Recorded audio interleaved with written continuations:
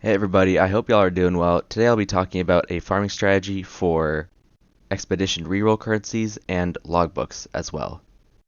As you'll see in the following clips, you can get a lot of stacked decks, you can get a lot of reroll currencies, and occasionally you'll also be dropping logbooks, sometimes multiples.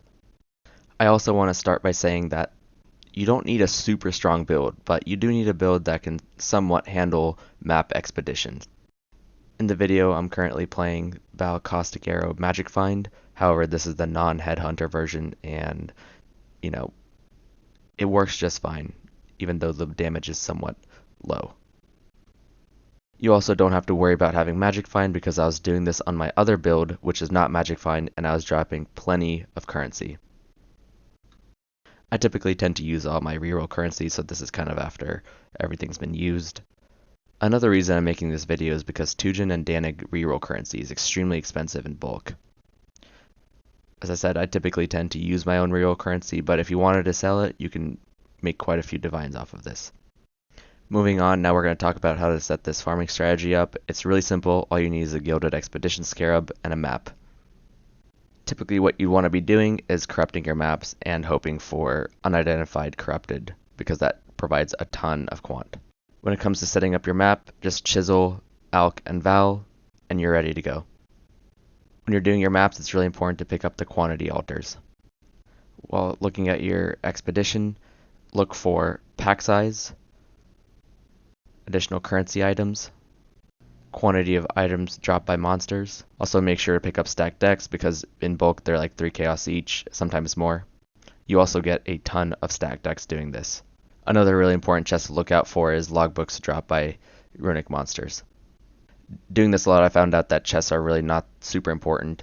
Don't worry about them too much, get what you can and move on with the chests. What's really important is the big skulls that you see on the ground.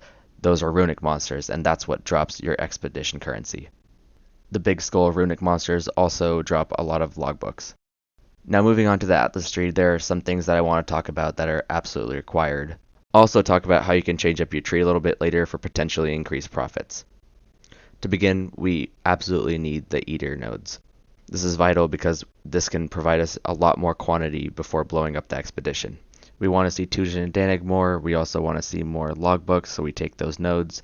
What's really important is that you take the extreme archaeology node. This is what lets you do these maps really fast. Now focusing on our map sustain, we definitely need these 3 sets of shaping nodes. It's always really nice to have. You can take the center wheel if you'd like, I have. However, this is not mandatory. You just typically tend to drop more maps. If you'd like to, you can take the top tree for increased map effect. However, this is not necessary if you don't have the points or if you can't do the mods. I've taken the Strongbox and Harbinger nodes, however these are not necessary at all. I've taken these because I had extra points and also because I'm doing Magic Find. If you have the points, go ahead and get the quantity nodes because this is really huge for expedition. Now I know some of y'all in the comments will be like, oh, why aren't you growing hordes? The reason being is because we can save a ton of points by using a Gilded Expedition Scarab. I've tried growing hordes and it was really hit or miss. Whenever you use a Gilded Expedition Scarab, you get a guaranteed expedition. You also get a lot more of those runic monster markers, which are those big skulls, and those are what give you a lot of currency. As I mentioned earlier in the video, now I'm going to talk about how you can potentially increase your profits. You can drop a lot of the top side nodes. You can also drop Strongbox and Harbinger. Then you can respec into Harvest. To do this, you would need to block out everything except Expedition and Harvest. Then you can take all the Harvest nodes along the tree.